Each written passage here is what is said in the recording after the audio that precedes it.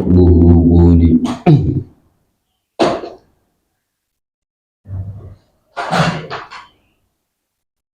A'udzu billahi minasyaitonir rajim. Bismillahirrahmanirrahim. Qala Syekhul Mu'allif rahimahumullah wa nafa'ana bihi wa bi 'ilmihi fid dharain amin ya rabbal alamin. Sedaya para bapak saha ibu ingkang muliakan Allah Subhanahu wa taala. Alhamdulillah wonten ing injing punika kula sapanjenengan sami saged makempal saged mujalasah wonten ing punika mushola mugi-mugi kanthi nikmat kanthi niat kita belajar sareng-sareng ilmunipun Allah Subhanahu wa taala. Muga-muga dipun paringi pikantuk ridho saking Allah Subhanahu wa taala. Amin amin ya rabbal alamin. Bapak-bapak saha ibu ingkang kula hormati, alhamdulillah kita sareng-sareng saged belajar nggih punika 2 minggu ingkang sampun kalampah. Kita saged belajar nggih punika mengenai tentang bab salat.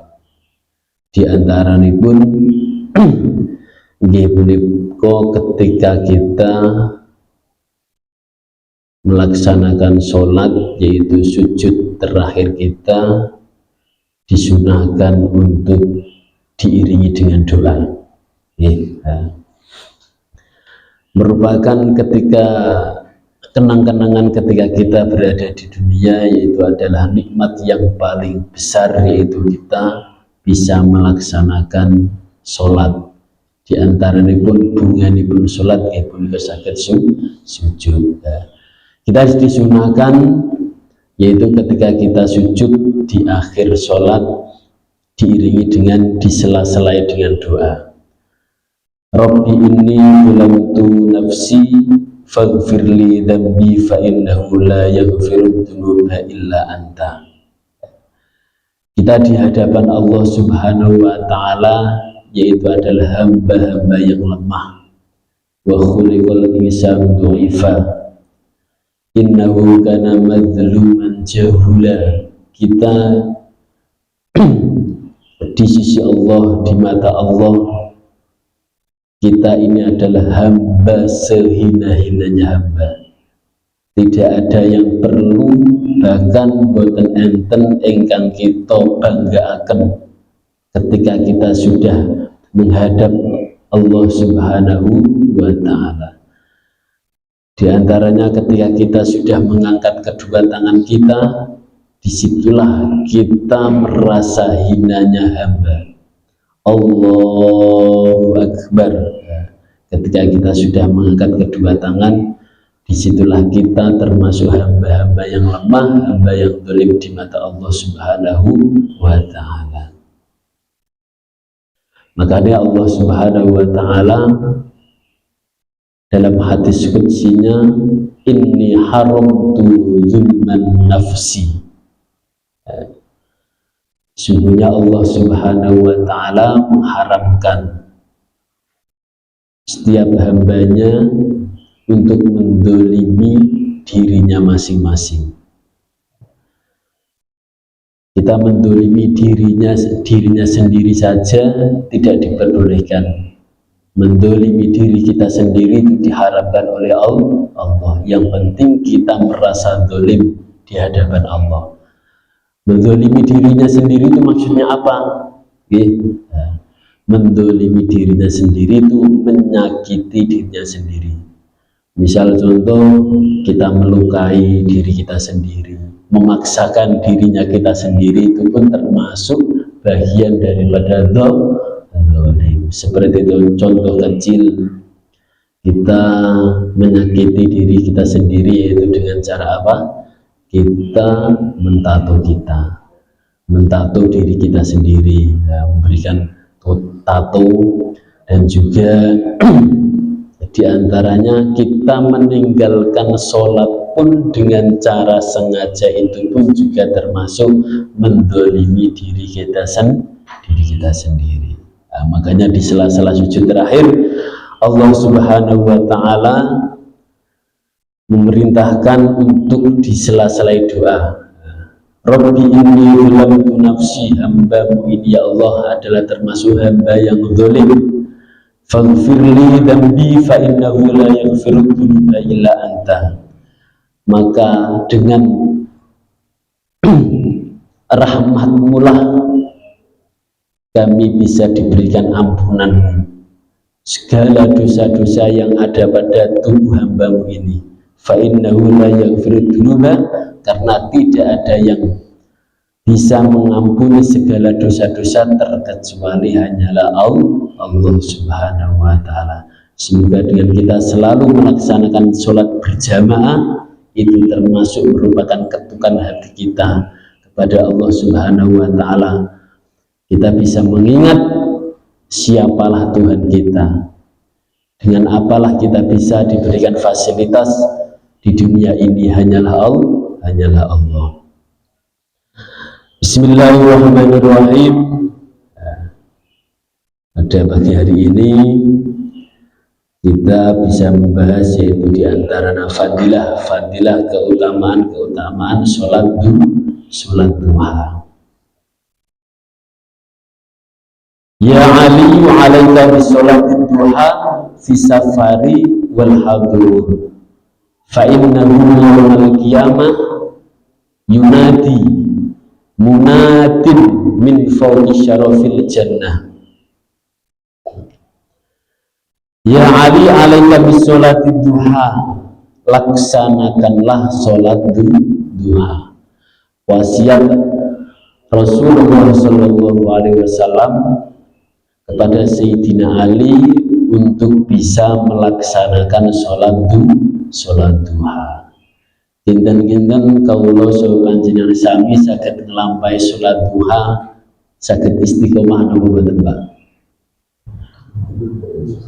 Diusahakan nggih. Nah, meskipun minimal niku 2 rakaat, standaripun 4 rakaat, maksimalipun niku bisa 8, bisa juga 12 yen kober ini kan 2 rakaat ya alhamdulillah, syukur-syukur 4 rakaat. 4 rakaat niku dengan cara 2 salam.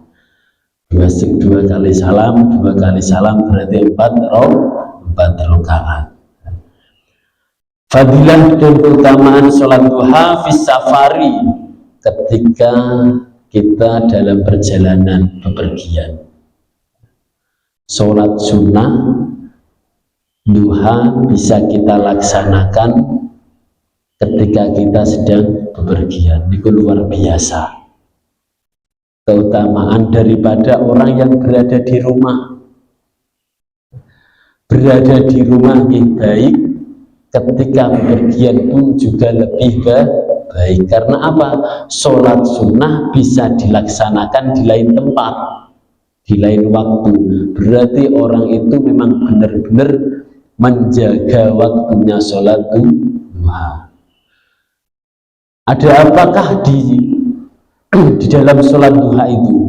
Fadilah luar biasa. Di antara pun bahkan ketika berada di pondok dulu, saya ketika ada santri melaksanakan sholat duha, berarti tanda-tandanya niku kirimane telat. Kirimane telat. Kok yang melakukan sholat duha berarti wis ora duwe duit, kirimane wis entek. Niku merupakan daya tarik para seorang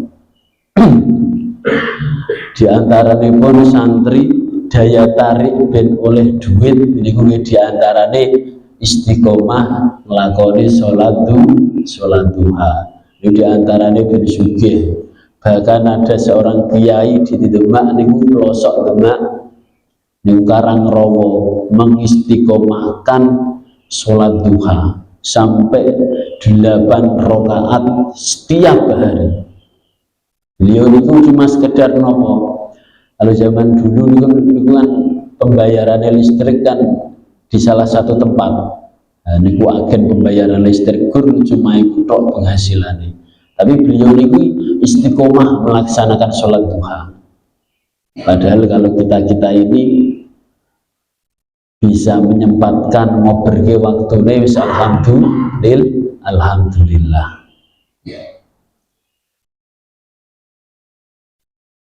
Wal haduri, dan juga seseorang yang nganggur ketika sudah istirahat dari pekerjaan hendaklah untuk menyempatkan 2 rakaat. Adapun waktunya sholat duha itu ketika matahari sudah mulai tampak bersinar. Afdol ini pun niku di waktu jam 6 mendekati jam setengah 7. Jangan setelah sholat subuh, berhubung masih menjaga waktunya, menjaga air wudhu, habis sholat subuh wiridan rodo awan sidik sholat duha ampun keresane terang. Bisa rodo abang kemuning niku mulai masuk waktunya sholat duha.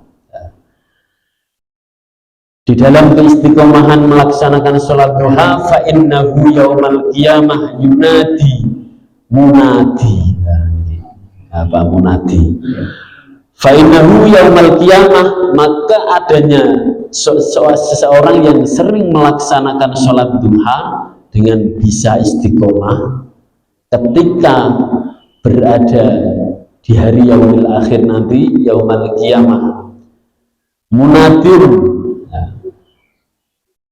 Niku ada yang memanggilnya berupa sholat duha. Sholat duha berupa tulisan Arab, bukan pegon, bukan Latin. Niku bisa memanggil. Makanya jengene munadi niku sering undang-undang niku kayak wajar. Niku bahasa Arab niku nggih artosipun niku wong kang undang seringe celuk-celuk wong. Nah wonge menengan ya kon ganti namane wae. Munadin sapa wong kang undang-undang min fawqi syarafil jannah. Jadi di atas pintunya surga ada seseorang yang wujudnya sholat duhanya orang itu tersebut. Setiap orang yang istiqomah melaksanakan sholat duha, besok di atas arasnya pintunya surga niku ada yang memanggil. Nikulah wujud amaliyah kita. Amal kita ketika berada di dunia niku wujudnya berupa sholat duha. Syaratnya apa? Saged istiqomah. Niku kunci utama dalam segala bab ibadah. Kuncinya istiqomah. Al istiqomatu khairum min alfin karomah. Cukup dengan kita mendengarkan di waktu kajian minggu pagi, ahad pagi, dan juga malam Sabtu. Kalau kita toh kok bisa melaksanakan kajian tersebut dengan istiqomah, fa insya Allah ada nilai buat kita. Niku diantara pun nilai keistiqomahan pun kita akan bisa dijadikan amaliyah kelak ketika kita sudah sudah menghadap Allah Subhanahu wa ta'ala. Amal kita pun akan menjadi balasan kita, tanggung jawab kita ketika kita menghadap Allah Subhanahu wa ta'ala. Makanya ketika kita duduk pun diharuskan untuk istiqomah. Bahkan dulu di waktu saya masih ngaji, ada di antara teman saya itu ada yang duduknya itu di tiang terus dari sekolah 1 sanawiyah sampai aliyah. Niku ketika duduk di sela-sela tiang, maka sampai dijuluki jin soko. Niku karena keistiqomahan pun ketika duduk di tiang ruangan. Fa'innahu yawmal qiyamati yunadi munadin min fawqi syarafil jannah. Ketika ada seseorang yang bisa menyempatkan waktunya untuk melaksanakan sholat duha dengan istiqomah, kelak di hari yaumil qiyamah orang tersebut akan dipanggil, yaitu yang memanggil yaitu adalah amalnya sendiri, bukan diwakili ya. Sholat sunnah niku boten saged dikondoni, sing saged ngondoni niku tiyang setunggal. Sinten sing saged ngondoni sholat sunnah niku? Nabi Muhammad sallallahu alaihi wasallam. Ini ku sing saged, sing angsal niku boten saged buat sandaran kita sedanten nggih. Semisal adalah salah satu seorang yang sering melaksanakan sholat duha, ketika ada salah satu sholat duha yang ia tinggalkan, kemudian dia mengkodoni sholat duha tersebut, niku dereng angsal nggih, terkecuali Rasulullah karena keistiqomahannya. Kalau kita keistiqomahannya dikarenakan kita pernah mendengarkan, wah sesuk mulai ya sholat sunnah aku tak istiqomah ke, pas suatu saat ada salah satu yang ada yang ditinggalkan, kemudian dia mengkodori, itu tidak diperbolehkan. Dan itu yang diperbolehkan hanyalah Rasulullah Shallallahu Alaihi Wasallam. Dari manakah orang yang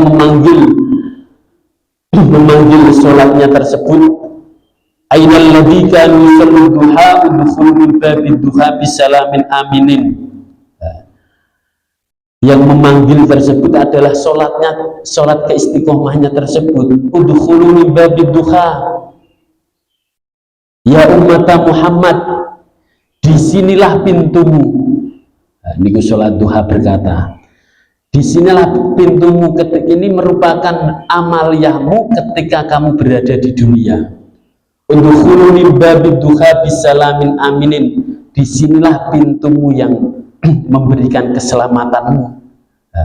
Niki pintu-pintu ini adalah pintu dari Allah Subhanahu wa ta'ala. Wa ma ba'athallahu min nabiyyin illa wa amaruhu bisolatid duha. Dan Allah Subhanahu wa ta'ala mengutus para nabi pun itu mengutusnya untuk melaksanakan sholat.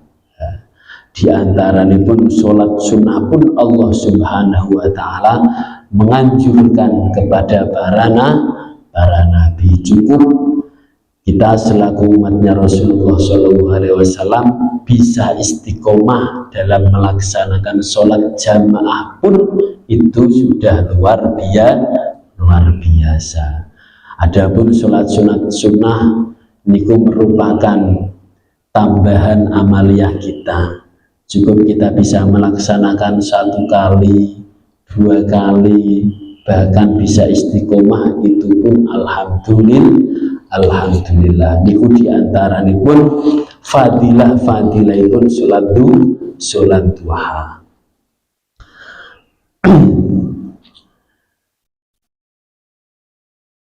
Sampun sami-sami paham nggih. Dan itu diantara pun kita bisa melaksanakan sholat duha dengan istiqomah, fa insyaallah kelak sholat duha itu akan menjadi ladang kita ketika kita berada di akhirat.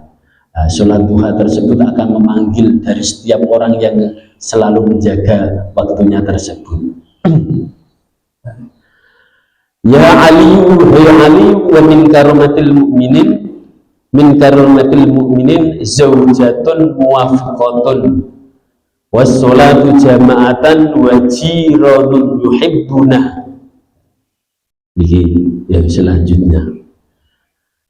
Min karomatil mu'minin, sebagian daripada keramatnya orang mukmin, orang yang beriman, itu adalah seseorang yang mempunyai suami, seseorang yang mempunyai istri, zaujatun muwafiqatun, yang benar-benar sinkron dalam segala hal, saling melengkapi kekurangannya. niku jalan daripada sakinatun mawaddatun warahmatun. Ada kekurangan, saling melengkapi. Kalau kita tidak bisa melengkapi kekurangan kita dalam rumah tangga kita, kereslah sudah. Meh boleh apa urip ning donya, bojo siji ora entek-entek kok dadak aing-aing nggih. Zaujatun muwafiqatun niku daripada termasuk keramatnya seseorang mukmin, bisa menjaga dalam rumah tangganya, bisa menjaga dalam satu kekurangannya. Di antara niku nopo wassolatu jamaatan. Di antara niku bisa melaksanakan sholat tiap harinya, tidak ada yang ia tinggalkan.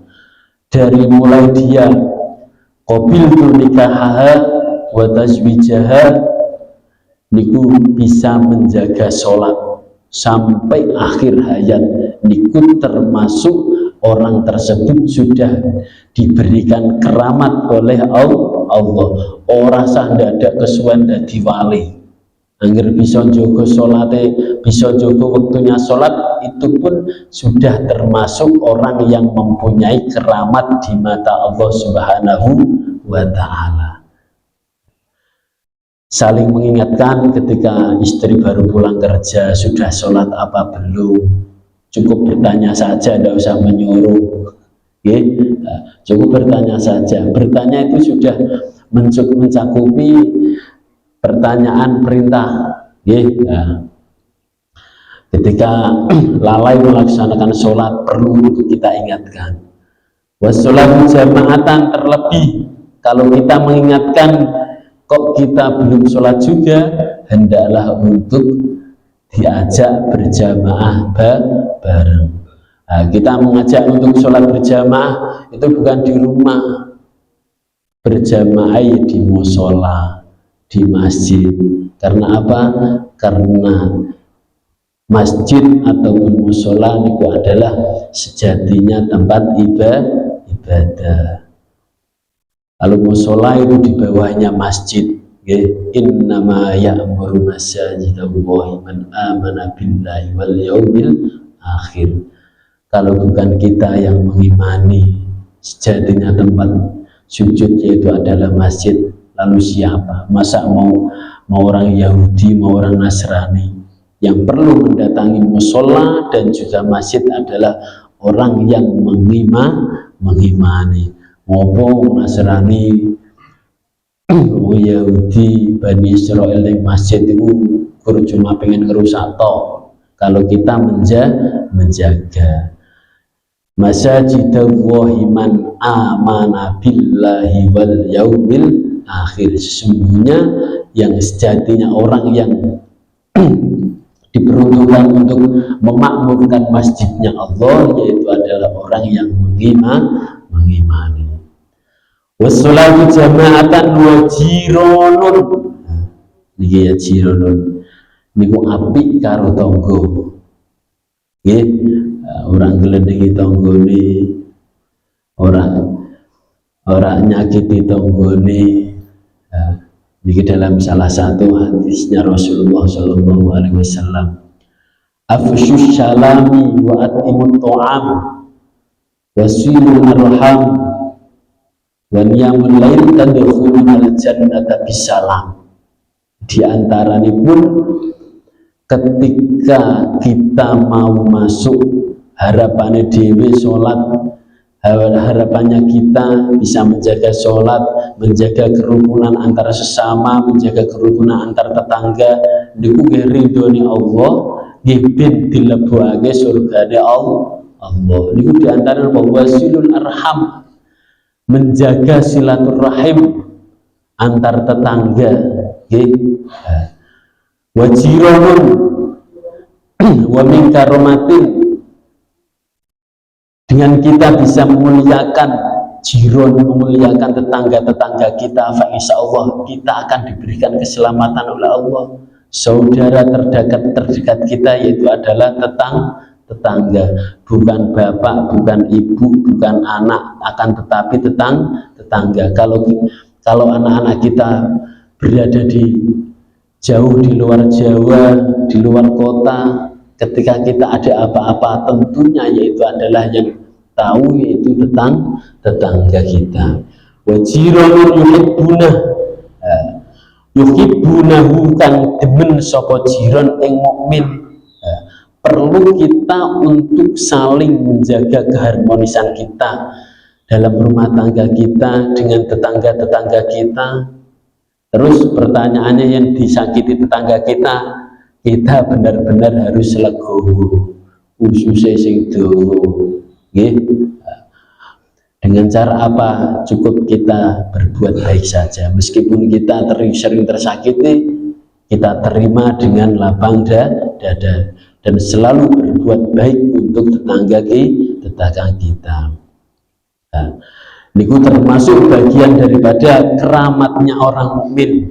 Jadi yang mempunyai keramat niku tidak hanya wali, orang mukmin semua akan diberikan keistimewaan oleh Allah Subhanahu wa taala kalau kita bisa menjaga keistiqomahan kita. Di antaranya pun bisa menjaga sholat jamaah, bisa menjaga dalam rumah tangga kita keharmonisan kita, zaujatun muwafiqatun, buju sing nyocok ini kan diantaranya menjaga, saling menjaga kekurangan kita, bisa menjaga sholat, bisa menjaga sholat berjamaah dan baik dengan tetangga kita. Wasiat Rasulullah Shallallahu Alaihi Wasallam yang ke-22.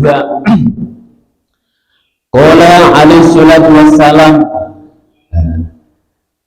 niki mengenai bab puasa. Ya Ali, man shoma Ramadhana wajtanaba al-haram fihi wal buhtan radhiyallahu anhu ar-rahman wa awjaba lahu al-jinan. Ya Ali, man shoma Ramadhana wajtanaba al-haram fihi wal buhtan.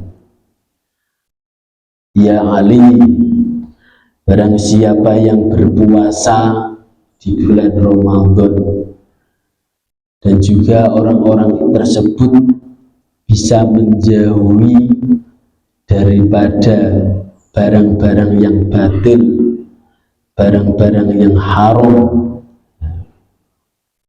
dan juga orang tersebut bisa menjaga daripada goroh, bisa menjaga untuk tidak membohongi orang sekelilingnya, orang tidak mengelabui orang sekelilingnya. Radhiyallahu anhu rahman wa ujaba lahul jinan, maka Allah akan memberikan janji, memberikan balasan kepada orang-orang tersebut dengan rahmatnya Allah yang begitulah sangatlah luar biasa besarnya. Wa ujabalahul jinan, maka orang tersebut kalau bisa menjaga dari barang-barang yang batil, barang-barang yang haram, maka orang tersebut wajib untuk masuk surganya Allah. Kinten-kinten kita sedaya saged njaga napa boten, Pak? Berusaha untuk bisa menjaga. Karena apa? Karena kita tadi innahu kana madluman jahula. Kita ini adalah hamba-hamba yang madlum, bodoh nih hamba, tapi kita berusaha untuk menghindari dari kebodohan. Kalau kita bisa melaksanakan puasa sunnah lah, bukan usah puasa Daud, puasa sunnah tertentu, itu pun bisa menjaga, bisa bisa diberikan keistimewaan oleh Allah. Di antaranya puasa Arafah, puasa Syawal, puasa Senin Kemis, yang boten saged nggih cukup puasa bulan Ramadan. Adapun pahala-pahala ketika kita melaksanakan puasa sunnah, nggih, Niku sing dadi istimewa niku napa? Keistiqomahan. Boten kita cuma sekedar puasa napa Muharram, puasa Tarwiyah, Arafah niku tidak bisa mengalahkan fadilah keutamaan puasa bulan Ramadan. Maka ada seseorang yang selalu berkata, cukup puasa bulan Ramadan wayah ora usah puasa sunah-sunahan. Niku nggih mboten napa-napa, wong sing diwajibi nggih bulan Ramadan. Kalau ada pun surat puasa sunah-sunah niku fadilah-fadilah tertentu nggih. Keutamaan akan diberikan bagi orang yang berpuasa saja. Kalau yang tidak berpuasa sunnah ya enggak. Niku balasan Allah Subhanahu wa taala bagi setiap orang yang melaksanakan puasa bulan Ramadan. Ini seringkali kula mireng orang yang bekerja dengan di tengah-tengah teriknya panasnya matahari, padahal orang tersebut niku tesih gagah, tesih kuat, dikarenakan cuma sekedar mendapatkan wejangan dari seorang ustadz yang mengarahkan kalau sampeyan bekerja di tengah-tengah panas matahari kok ora kuat batal ke ora popo, engkau terus difidyahi. Niku padahal orangnya masih gagah. Padahal kalau kita larikan sebenarnya fidyah niku kan bagi orang yang memang benar-benar sudah tidak mampu. Kalau orang yang bekerja sudah tiap hari dia laksanakan, dia jalankan, kok pas di waktu poso kok ya orang nami orang kuat, buat difidyahi. Niku kinten-kinten angsal napa mboten Pak? Nah, padahal dia masih mampu. Secara fisik dia gagah mampu, akan tetapi dia berhubung mendapatkan wejangan nak yen sampean wis ora kuat. Ora kuat niku dalam arti ora kuat sing kados napa, apa ora kuat nahan ngelahak, napa dikarenakan dia ora kuat wis memang benar-benar wis ora mampu. Ya niku sing dadi masalah niku. Berhubung ada ustadz yang mengarahkan difidyahi ora apa-apa, sampean wis ora kuat cuma sekedar ora kuat nahan ngelak tok kan, istirahat pun juga bisa. Kalau kita sudah tidak mampu dalam panasnya matahari, cukup kita mengusap kepala kita dengan air, niku pun nggih makruh. Dan niku makruh, berkumur pun di siang hari pun juga makruh, ora disenangi kalian Allah Subhanahu wa taala. Kok apalagi sampai membatalkan dengan bedanya membayar fidyah. Bahkan ketika orang kok tidak benar-benar tidak mampu untuk berpuasa, bukan berarti terus difidyahi, perlu untuk kita kodoni. Kalau memang orang yang tua renta sudah tidak mampu untuk melaksanakan puasa, mengkodoni pun juga sudah tidak mampu, diharuskan untuk membayar fidyah. Bukan berarti fidyah dahulu baru ngodoni, boten. Akan tetapi dianjurkan untuk mengkodoni dahulu. Kalau kodoni kok orangnya sudah tidak mampu juga, maka diharuskan untuk membayar fidyah. Terus ibu-ibu yang masih menyusui anaknya niku diharuskan untuk membayar fidyah dan juga mengkodoni untuk berjaga-jaga, bukan sekedar untuk membayar fidyah oke naan wong wedok. Ya kan bayar fidyah ya kan tesih kon ngodoni. Niku sebagian ulama ada yang memberikan fatwa seperti itu.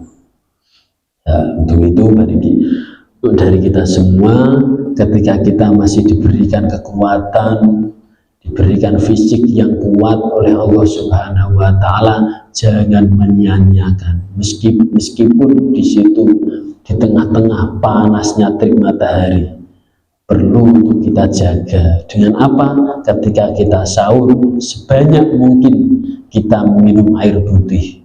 Insya Allah kita kuat dalam jangka 1 hari.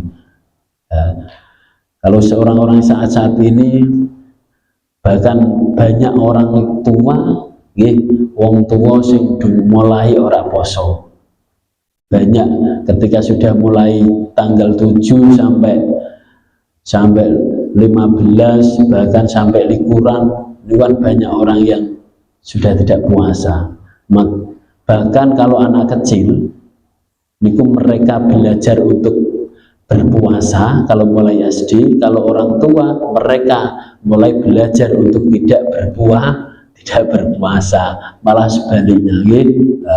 Niku terminal-terminalan kuatah, warung-warung cuma sekedar digawe apa niku satir tok. Niku mulai wong tua sing orang-orang tua mulai belajar tidak berpuasa. Kalau anak kecil bahkan mereka suruh untuk belajar berpuasa, malah orang tua sebaliknya belajar untuk tidak berpuasa. Sesuk poso, sesuk ora, akhirnya kok enak ora poso terus sampai akhir 30 hari. Ya Ali ya Ali, man atba'a Ramadhana sitan min Syawalin kataballah lahu sawmat dahri kullihi. Niki fadilahipun orang yang berpuasa di bulan Syawal. Ketika orang melaksanakan puasa sunnah di bulan Syawal, maka Allah Subhanahu wa taala akan memberikan pahala seperti pahalanya orang yang berpuasa selama 1 tahun. Penak toh? Puasa 1 kali pas di waktu bulan 2 Syawal mulai berpuasa niku seperti hanya puasanya orang 1 tahun, padahal cuma 1 hari. Itu kalau diterima. Kalau tidak diterima berarti puasanya sia-sia toh. Kalau 6 hari berarti bisa juga 6 tahun. Penak nggih. Niku murahe rahmati Allah Subhanahu wa taala kagem kita sedaya. Alhamdulillah. Untuk itu marilah kita bisa menjaga dengan kita bisa belajar bersama, sudah tahu ilmu-ilmunya. Untuk itu marilah kita sempatkan untuk melaksanakannya. Dengan kita tahu kalau kita puasa apa yang perlu kita jauhi, apa yang perlu kita anjurkan, apakah kita harus tidur setiap harinya, bisa membaca Al-Quran setiap harinya, bisa menjaga dari perkara-perkara yang membatalkan puasa, diantaranya yaitu perkara yang membatalkan puasa dengan kita tidak sengaja, yaitu ketika kita mandi. Dengan kita mandi digebyur sak marem-mareme, kita tidak tahu ada sebagian air yang masuk dalam tubuh kita, masuk dalam 9 lubang itu tidak sengaja, padahal di situ untuk perlu kita jaga sangat. Makanya pas di waktu pagi, setelah menjelang terbitnya matahari, niku mulai segala perkara yang bisa mengakibatkan masuknya ke dalam tubuh kita ini mulai dimakruhkan. Mulai dari kita sikat gigi, kita wudhu dan berkumur, mainan air, roap raut, niku diantara niku sing dimakruhke dening Allah Subhanahu wa taala. Fadilah orang yang berpuasa di waktu bulan Syawal, Allah Subhanahu wa taala akan memberikan balasan, memberikan jaminan, bahkan memberikan pahala bagi setiap orang yang melaksanakan puasa Syawal. Niku fadilai pahalanipun niku seperti hanya orang yang berpuasa dalam jangka satu tahun lamanya. Bapak-bapak yang ibu-ibu yang dimuliakan dari Allah Subhanahu wa taala, alhamdulillah wa syukurillah, pada pagi hari ini kita bisa bermujalasah belajar dengan ilmunya Allah Subhanahu wa taala dengan sesuai sanad yang masyhur. Fa insyaallah semoga kita semua selalu bisa diberikan keistiqomahan, bisa belajar agama-agama Allah, bisa menurunkan pada putra-putri kita seperti hanya doanya Nabiullah Ibrahim alaihissalam.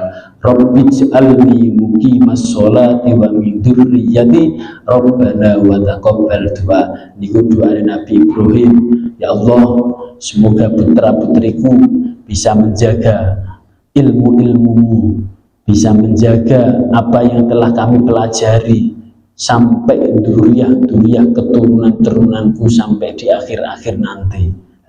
Alhamdulillah wa syukurillah kita bisa memanfaatkan, bisa mengunyam ilmu-ilmunya dari Nabi Ibrahim. Di antaranya pun nopo kita bisa melaksanakan sunat, niku di antaranya pun ilmune Nabi Ibrahim alaihis salam. Bapak-bapak, ibu yang dimuliakan dari Allah Subhanahu wa taala, alhamdulillah wa syukurillah kita bisa belajar sareng-sareng untuk minggu kedepannya. Insyaallah kita di pertemuan yang akan datang kita akan membahas faslun fis sedekah, wasiat-wasiat Allah Subhanahu wa taala kagem dumateng Sayyidina Ali mengenai bab sodako. Qala alaihi salatu wassalam, wallahu a'lam bis-shawab wal afu minkum wallahu muwaffiq ila aqwamit thoriq. Assalamualaikum warahmatullahi wabarakatuh.